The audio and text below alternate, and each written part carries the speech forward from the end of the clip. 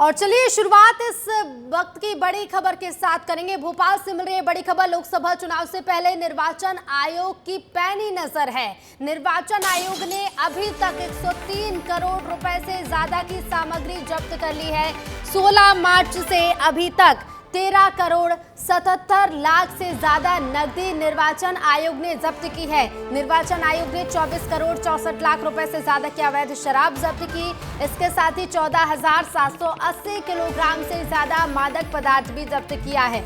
तो बता दें, चुनाव को लेकर निर्वाचन आयोग सख्त है, कार्रवाई लगातार जारी है और चुनाव से पहले निर्वाचन आयोग की पैनी नजर है। जगह जगह चलाए जा रहे हैं चेकिंग अभियान। और इसके साथ ही आपको बता दें, अभी तक निर्वाचन आयोग ने 103 करोड़ रुपए से ज्यादा की सामग्री जब्त कर ली है। 16 मार्च से लेकर अभी तक 13 करोड़ 77 लाख से ज्यादा की नकदी जब्त हुई है। और इसके साथ ही निर्वाचन आयोग ने 24 करोड़ 64 लाख रुपए से ज्यादा की अवैध शराब भी जब्त की है। 14,780 किलोग्राम से ज्यादा मादक पदार्थ भी जब्त किया है। तो चुनाव को लेकर इलेक्शन कमीशन, चुनाव आयोग सख्त है। जगह जगह चेकिंग अभियान चलाए जा रहे हैं। इसके साथ ही आपको बता दें, जो भी संदिग्ध है उन्हें हिरासत में लेकर जांच भी की जाती है, पूछताछ भी की जाती है। नकदी अगर बरामद होती है तो उसके दस्तावेज भी जांच किए जाते हैं और उसके बाद अगर वैध दस्तावेज नहीं मिलते तो वो नकदी जब्त कर ली जाती है। कई जगह से अवैध शराब, कई जगह से सोना चांदी, तो कई जगह से नकदी बरामद की गई है। अवैध मादक पदार्थ भी जब्त किए जा रहे हैं। 16 मार्च से लगी हुई है आचार संहिता और उसके बाद से ही कार्रवाई निर्वाचन आयोग की लगातार जारी है और सख्त मोड पर ईसी नजर आ रहा है। तो अब तक प्रदेश भर में 13 करोड़ 77 लाख रुपए जब्त कर लिए गए हैं और 24 करोड़ से ज्यादा की अवैध शराब भी जब्त की गई है। और ज्यादा जानकारी के साथ संवाददाता विवेक पांडे हमारे साथ लाइव जुड़ रहे हैं। विवेक, लगातार हम देख रहे हैं जब से आचार संहिता लगी हुई है तभी से चुनाव आयोग सख्त मोड पर है और जगह जगह चेकिंग अभियान के जरिए सामग्री भी जब्त की जा रही है और नकदी भी जब्त की जा रही है। विवेक, देखिए, चुनाव आयोग इस वक्त सबसे ज़्यादा सख्त निर्णय ले चुका है और सबसे महत्वपूर्ण बात है कि प्रदेश के सभी कलेक्टरों को ये निर्देश दिए गए हैं कि किसी तरीके से चुनाव में ना तो पैसा, ना ही शराब, ना ही किसी और चीज़ का इस्तेमाल ना हो पाए। और यही कारण है कि पूरी सख्ती बरती जा रही है। पूरे प्रदेश भर में चेकिंग चलाए जा रहे हैं और चेकिंग अभियान के दौरान अब तक चुनाव आयोग के पास 100 करोड़ रुपये से अधिक की संपत्ति की जानकारी मिली है। जो अवैध रूप से लोग परिवहन कर रहे थे, साथ में लेकर जाए थे, उसमें सबसे ज़्यादा कैश पकड़ाया गया है, शराब पकड़ी गई है। इसके अलावा फ्रीबीज यानी कि जो मतदाताओं को लुभाने के लिए राशन से लेके कपड़े और तमाम सारी चीजें होती है जिससे मतदाता उनके पक्ष में वोट करे, प्रत्याशी के पक्ष में, ये सारी चीजों को चुनाव आयोग ने अब तक अपने कब्जे में लिया है। करीब 103 करोड़ रुपए के सामान की बरामदगी हुई है जिसमें 13 करोड़ कैश है, 24 करोड़ रुपए की शराब है। इसके अलावा अन्य मादक पदार्थ भी है। और पूरे प्रदेश भर में जो एसएसटी और एफएसटी की जो टीम है वो लगातार इस चीज की तस्दीक कर रही है कि किसी तरीके से कोई प्रत्याशी किसी को मतदाताओं को लुभावित न कर पाए। और न सिर्फ प्रदेश भर जबकि आसपास के जो बॉर्डर्स एरिया है उनको भी सील करके चेकिंग अभियान चलाया जा रहा है। जो लोग ज़्यादा पैसे लेकर चल रहे हैं, कई जगहों पे देखने के लिए मिला कि करोड़ों रुपए की सोने की जेवरात पकड़े गए हैं, लाखों रुपए कैश तक पकड़ाया गया है। और मादक पदार्थ की भी तस्करी और तमाम इस चीज़ का इस्तेमाल चुनाव के लिए किया जा सकता है। तो इस तमाम धरपकड़ में पुलिस अपनी टीमें लगा के पड़ताल कर रही है। और सबसे महत्वपूर्ण बात है कि पिछले विधानसभा चुनाव में करीब 300 करोड़ रुपए की सामग्री पकड़ी गई थी। इस बार ये आंकड़ा बढ़ सकता है लोकसभा चुनाव में, आंकड़ा बढ़ सकता है विवेक, क्योंकि विधानसभा चुनाव में भी हमने देखा कि कई जगह से सामग्री और इसके साथ ही अच्छा खासा कैश भी बरामद किया गया था। लोकसभा चुनाव में भी हम देख रहे हैं कि कार चेकिंग अभियान भी चलाए जा रहे हैं। जगह जगह सड़कों पर चेकिंग भी की जाती है, ट्रेन में भी चेकिंग की जाती है। अगर बात करें, देखिए, जिस तरह से जब भी सामग्री बरामद होती है, ऐसे में क्या किसी प्रत्याशी का नाम सामने आए? कई बार हम देखते हैं निर्दलीय प्रत्याशियों के नाम भी सामने आते हैं। विवेक, देखिए, ये एक इन्वेस्टिगेशन का पार्ट है, लेकिन सबसे महत्वपूर्ण बात है कि आज तीसरे चरण में मध्य प्रदेश में चुनाव होने, करीब 6 से 8 सीटों पे ये चुनाव हो गया। और भोपाल में कलेक्टर ने 21 टीमें तैनात की हैं एफएसटी एसएसटी की, जो अवैध रूप से कैश परिवहन करने वाले हैं या फिर किसी तरीके की और सामग्री परिवहन करते हैं, उनको बिल दिखाना होगा और बिल नहीं दिखाए जाने पर उनकी सामग्री जब्त की जा सकती है। तो ये एक चुनाव आयोग की गाइडलाइन पे तमाम सारे कलेक्टर्स को गाइडलाइन जारी किए गए हैं। इसके अलावा न सिर्फ कलेक्टर और एफएसटी एसएसटी की टीम से जो मल्टी टास्किंग एजेंसी है, इन्फोर्समेंट एजेंसी है, वो भी लगातार कार्रवाई कर रही है। इनकम टैक्स हो या फिर ईडी हो, जहां पे भी सूचना मिल रही है अवैध कैश को लेकर, वो तमाम टीमें सक्रिय हैं। और यही वजह है कि अब तक 103 करोड़ रुपए की सामग्री मध्य प्रदेश में जब्त की जा चुकी है और ये कार्रवाई का सिलसिला लगातार चलता रहेगा। और खासतौर पर जब मतदान से पहले ये टीमें और भी ज्यादा अलर्ट हो जाएंगी। और जहां तक बात है कि किसी प्रत्याशी के नाम आने का सवाल, तो ये पार्ट ऑफ इन्वेस्टिगेशन है। अगर किसी के पास से ज्यादा कैश, 50,000 रुपए तक की लिमिट है कि वो अपने साथ लेके चल सकता है, लेकिन इससे ज्यादा कैश लेके अगर कोई जा रहा है, अगर पुलिस ने या फिर किसी टीम ने पकड़ा, तो उसको वैलिड रीजन दिखाना होगा और उस विड्रॉल की जानकारी देनी होगी कि आखिर ये पैसा कहाँ लेके जा रहा है। इसकी पूरी तस्दीक करने के बाद ही उसे छोड़ा जाएगा। और अगर अवैध कैश है, यानी कि किसी तरीके से अवैध रूप से कैश परिवहन कर रहा है, काला धन है, तो उसको लेकर पूछताछ होगी और ये पूरा पैसा इनकम टैक्स को हैंडओवर कर दिया जाएगा और पूछताछ की जाएगी संबंधित व्यक्ति से कि आखिर पैसा कहाँ ले जा रहा था, इसका क्या इस्तेमाल होने वाला है। अगर बात करें देखिए शहरी इलाकों की, क्योंकि अक्सर हम देखते हैं कि एक शहर से दूसरे शहर परिवहन किया जाता है और ऐसे में कैश भी साथ में ले जाते हैं, तो सड़कों पर किस तरह के चेकिंग अभियान आप देख रहे हैं, किस तरह से चेकिंग की जा रही है और अभी तक राजधानी भोपाल में कितनी कार्रवाई की गई है, विवेक?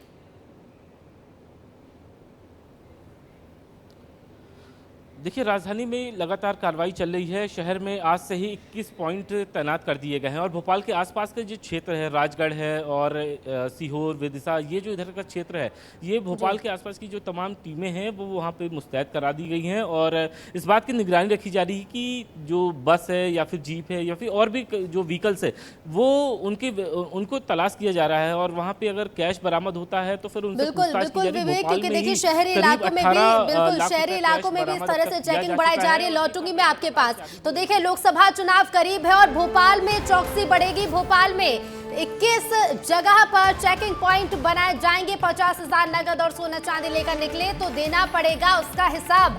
एसएसटी की टीम रहेगी चेकिंग पॉइंट पर, रहेंगे तैनात। कलेक्टर के निर्देश है कि बैंक के पैसे का निराकरण मौके पर ही करेंगे। चेकिंग अभियान लगातार जारी है जब से आचार संहिता लगी हुई है और ऐसे में लोकसभा चुनाव को लेकर राजधानी भोपाल में चौकसी बढ़ा दी गई है। आज भोपाल शहर में 21 जगह पर चेकिंग पॉइंट बनाए जाएंगे। 50,000 रुपए नगद या सोना चांदी लेकर निकले तो आपको उसका हिसाब देना पड़ेगा। वैध दस्तावेज पेश करने होंगे। एसएसटी की टीम रहेगी चेकिंग पॉइंट पर तैनात और कलेक्टर के निर्देश है कि बैंक के पैसे का निराकरण मौके पर ही कर दें। विवेक हमारे साथ बने हुए थे। विवेक, शुक्रिया आपका जानकारी के लिए। और लोकसभा चुनावों की जबरदस्त सरगर्मी के बावजूद भी पीएम मोदी कुछ ना कुछ अलग करने के लिए समय निकाल ही लेते हैं। इसी कड़ी में उन्होंने अब देश के कुछ टॉप ऑनलाइन गेमर्स से मुलाकात की और इस टेबल टॉक में वे हल्के फुल्के मूड में नजर आए और गेमर्स से दिल खोलकर बात की। ये रिपोर्ट देखिए। पहले तो फिर तो ये लोग कहेंगे कि मोदी जी की बात बता रहा है। मोदी का मैजिक अब सर चढ़ कर गिर रहा है। पहले कहा जाता था कि बूढ़े और अनुभवी लोग ही सिर्फ राजनीति में दिलचस्पी लेते हैं, लेकिन मोदी के आने के बाद आज का यूथ भी मोदी का फैन हो गया है। 2014 से पहले किसी ने सोचा भी नहीं था कि भारत का कोई प्रधानमंत्री देश के ई गेमर्स के साथ गेम खेलेगा। ऐसा पहली बार नहीं है जब प्रधानमंत्री युवाओं के साथ ऐसे हंसी मजाक करते नजर आए हों। इससे पहले क्रिएटर अवार्ड्स के मंच पर भी हमने प्रधानमंत्री नरेंद्र मोदी का ये कूल और जेनजी अंदाज देखा था। तो आज भी कुछ फिटनेस का मंत्र देंगे लोगों को? योगा करनी चाहिए, मेडिटेशन करनी चाहिए। तो फिर तो ये लोग कहेंगे कि मोदी जी की बात बता रहा है। तो फिर कहेंगे तुम बीजेपी वाले हो गए हो। कभी मैं आपको पूरी तरह तो फॉलो कभी किया नहीं है। क्यों सर? क्योंकि बहुत कठिन होता है जी। मुझे खुद को 50 साल छोटा करना पड़ेगा। मल्हार, ये जो लोग क्रिएटर्स हैं ना, उसमें कुछ लोग वो भी हैं जो क्या खाना चाहिए वो भी कहते हैं। प्रधानमंत्री का ये कूल अंदाज तो सबको पसंद आ रहा है और लोग प्रधानमंत्री के गेमर्स के साथ हुए इस मीटअप की वीडियो को जमकर पसंद भी कर रहे हैं। आगे बढ़ने से पहले जरा देखिए पीएम मोदी का गेमर्स के साथ ये मीटअप। 2019 में आई थिंक मैं बोलता हूँ कि गेमिंग काफ़ी स्पीड पकड़ी, रफ्तार पकड़ा। हमारी जो मिथोलॉजी है जो उसके अराउंड काफ़ी गेम्स डेवलप हो रहे हैं अभी। गवर्नमेंट इज रिकॉग्नाइजिंग हमारी क्रिएटिविटी। सब कुछ मेरे आने के बाद क्या आपको ये फेस करना पड़ता है गेमिंग एंड गैम्बलिंग, इन दोनों की लड़ाई आपके सामने आती होगी, तब आप कैसे हैंडल करते हैं? सर आरएमजी और स्किल बेस्ड गेमिंग को बहुत हाई टाइम हो गया कि डिफरेंशिएट करें।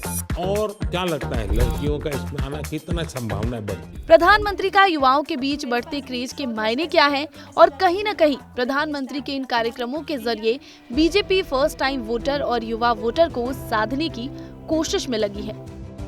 कुल मतदाता 97 करोड़ 66.76% युवा voters, 2 crore 63 lakh first time voters, 1 crore 41 lakh first time महिला वोटर और 1 करोड़ 22 लाख फर्स्ट टाइम पुरुष वोटर।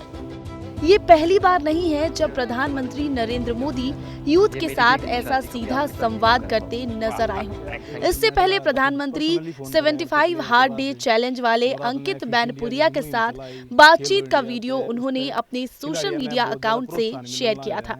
आपका जो 75 डे चैलेंज है उसमें क्या करते हैं?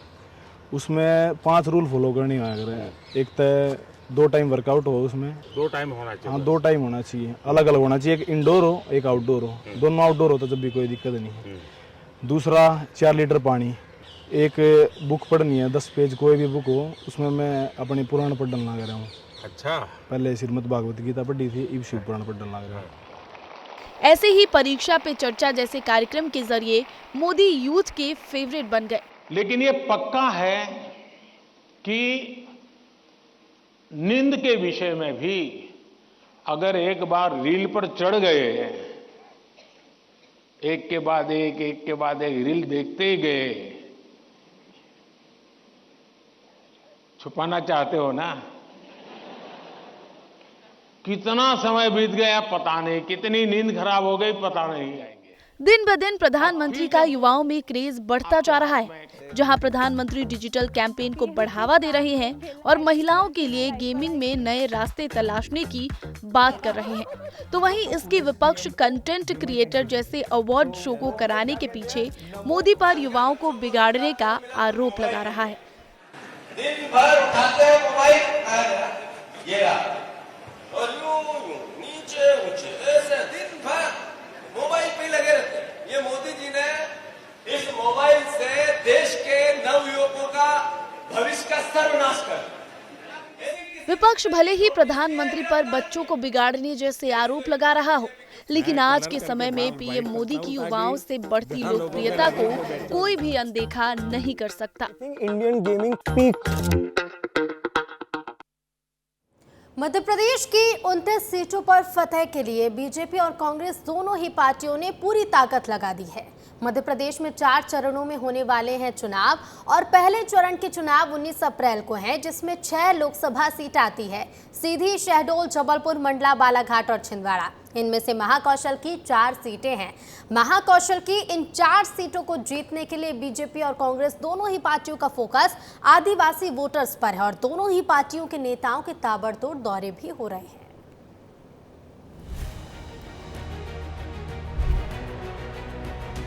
आदिवासी का मतलब आप ओरिजिनल मालिक हो। मोदी भक्त है महाकाल का। मोदी झुकता है तो या तो जनता जनार्दन के सामने या महाकाल के सामने। आपका आशीर्वाद फग्गन सिंह के माध्यम से सीधा नरेंद्र मोदी तक पहुंचने वाला है। महाकौशल में महाहुंकार।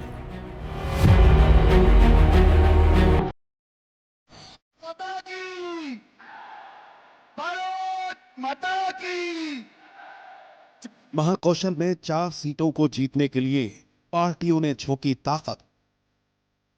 महाकौशल की डगर आदिवासी वोटर्स पर नजर। मोदी झुकता है तो या तो जनता जनार्दन के सामने या महाकाल के सामने। कांग्रेस पार्टी ने हमेशा आदिवासियों को छलने का काम किया है। अटल जी की सरकार थी, भाजपा सरकार थी, जनजाति कल्याण मंत्रालय बनाने का काम हमारे नेता और स्वर्गीय प्रधानमंत्री भारत रत्न अटल बिहारी वाजपेयी। पहले चरण की तमाम सीटें आदिवासी बेल्ट में ही हैं। यही वजह है कि बीजेपी और कांग्रेस के स्टार प्रचारक आदिवासी वोटर्स को साधने में जुटे हुए हैं। 7 अप्रैल को प्रधानमंत्री का जबलपुर में भव्य रोड शो। अगले दिन 8 अप्रैल को राहुल गांधी का मंडला दौरा। 9 अप्रैल को प्रधानमंत्री की बालाघाट में चुनावी जनसभा और आज गृह मंत्री अमित शाह का मंडला दौरा। लगभग 1 लाख करोड़ रुपया डिस्ट्रिक्ट मिनरल फंड का आज आदिवासी क्षेत्र के विकास के लिए। मंडला लोकसभा सीट आदिवासी बाहुल्य ये सीट कान्हा नेशनल पार्क और नर्मदा के किनारों के कारण मशहूर है। यहाँ की सियासत हमेशा बीजेपी और कांग्रेस के इर्द गिर्द ही ज्यादा नजर आई। 2024 के संग्राम में एक बार फिर सियासत जोरों पर है, क्योंकि एक तरफ बीजेपी से 6 बार लोकसभा और 1 बार राज्यसभा सांसद रहे केंद्रीय मंत्री फग्गन सिंह कुलस्ते हैं, तो दूसरी तरफ 4 बार के विधायक ओमकार सिंह मरकाम हैं। मुकाबला दिलचस्प है, क्योंकि 2023 के विधानसभा चुनाव में कांग्रेस के ओमकार सिंह मरकाम जीतने में कामयाब हुए थे, वहीं फग्गन सिंह कुलस्ते को निवास सीट से हार का सामना करना पड़ा था। महाकौशल क्षेत्र में 4 लोकसभा सीटें आती हैं, जिसमें कुल 31 विधानसभा सीटें आती हैं। लोकसभा सीट के अंतर्गत आने वाली विधानसभा सीटों में 17 पर कांग्रेस और 14 पर बीजेपी का कब्जा है। मतलब साफ है, महाकौशल मध्य प्रदेश का वो इलाका है जहां कांग्रेस मजबूत है। मध्य प्रदेश की एकमात्र लोकसभा सीट जो कांग्रेस के पास है, छिंदवाड़ा, वो भी महाकौशल का ही हिस्सा है। महाकौशल में सबसे हॉट सीट छिंदवाड़ा है। यहाँ पूर्व सीएम कमलनाथ के बेटे नकुलनाथ चुनावी मैदान में हैं और उनके सामने बीजेपी के बंटी कुमार साहू सियासी रण में उतरे हैं। छिंदवाड़ा कमलनाथ का गढ़ है। लोकसभा चुनाव 2019 में मध्य प्रदेश की एकमात्र सीट छिंदवाड़ा ही थी जिस पर कांग्रेस को जीत मिली। 2023 विधानसभा चुनाव में बीजेपी को बम्पर जीत मिली, लेकिन बीजेपी की लहर में भी छिंदवाड़ा की सभी 7 विधानसभा सीटें कांग्रेस जीती। लेकिन अब कांग्रेस के कई नेता बागी हो गए हैं और बीजेपी ज्वाइन कर रहे हैं। अमरवाड़ा विधानसभा सीट से कांग्रेस विधायक कमलेश शाह भी अब बीजेपी में शामिल हो गए हैं। प्रधानमंत्री ने महाकौशल की जबलपुर सीट से चुनावी आगाज किया। इस सीट पर दोनों ही दलों से नए चेहरे उम्मीदवार हैं। बीजेपी से आशीष दुबे और कांग्रेस से दिनेश यादव। महाकौशल से आगाज कर प्रधानमंत्री आदिवासी वोटर्स को भी बीजेपी के पाले में करने की जुगत में हैं। एमपी की 29 में से 6 लोकसभा सीट अनुसूचित जनजाति के लिए आरक्षित हैं। पिछले विधानसभा चुनाव की बात करें तो आदिवासी सीटों पर कांग्रेस की स्थिति बीजेपी की तुलना में ठीक है। यही वजह है कि बीजेपी इन सीटों को किसी भी हाल में अपने कब्जे में करना चाहती है। वहीं दूसरी ओर कांग्रेस विधानसभा की तरह ही लोकसभा चुनाव में भी इन सीटों पर अपनी हिस्सेदारी बढ़ाने की जुगत में है। अमित शाह ने महाकौशल की मंडला लोकसभा सीट पर चुनावी हुंकार भरी। यहाँ भी आदिवासी वोटर्स ही निर्णायक भूमिका में हैं। मंडला लोकसभा कुल 20,74,000 वोटर्स वाली इस सीट पर 52% से ज्यादा मतदाता आदिवासी वर्ग से आते हैं, यानी यहाँ आदिवासी ही हार जीत का फैसला करते हैं। महाकौशल की राजनीति में हमेशा से आदिवासी निर्णायक भूमिका में रहा है। आंकड़े यही गवाही देते हैं, क्योंकि महाकौशल की 4 लोकसभा सीटों की 31 विधानसभा क्षेत्रों में 16 पर कांग्रेस का कब्जा है। यही वजह है कि कांग्रेस और बीजेपी दोनों ही आदिवासियों को साधने में जुटी हुई हैं।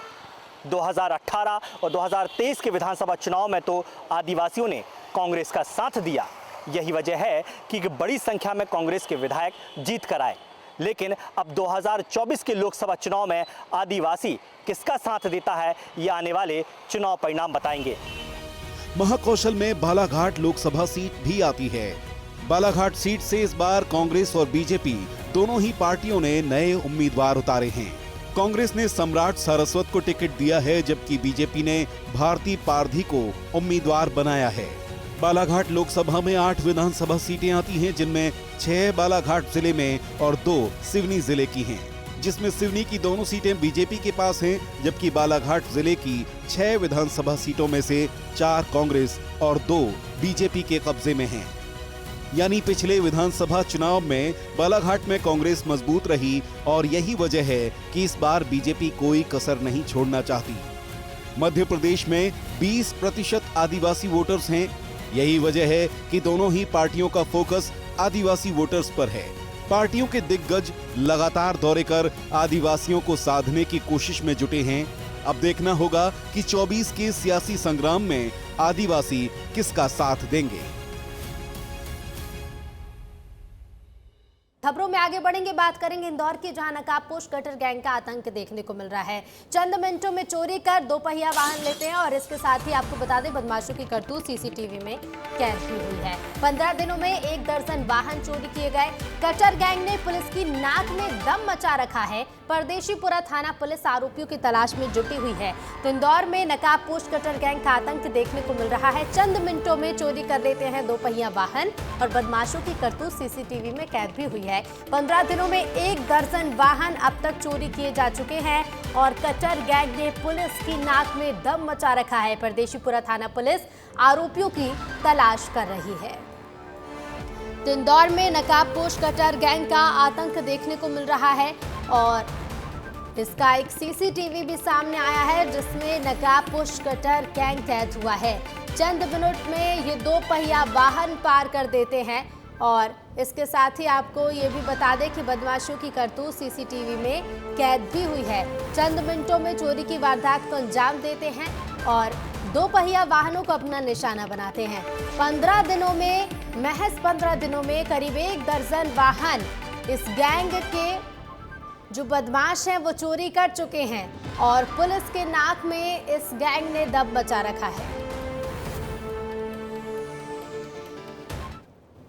और आरजीपीवी घोटाले में कुलपति की गिरफ्तारी को लेकर भोपाल की पुलिस कमिश्नर हरि नारायण चारी मिश्र का कहना है कि मामले में पूछताछ की जा रही है और दूसरे आरोपियों से जुड़ी जानकारी भी जुटाई जा रही है। पिछले दिनों आरजीपीवी विश्वविद्यालय में करोड़ों रुपए की अनियमितता से संबंधित एक बड़े मामले में गांधीनगर थाना ने एक बड़ा ही महत्वपूर्ण प्रकरण पंजीबद्ध किया।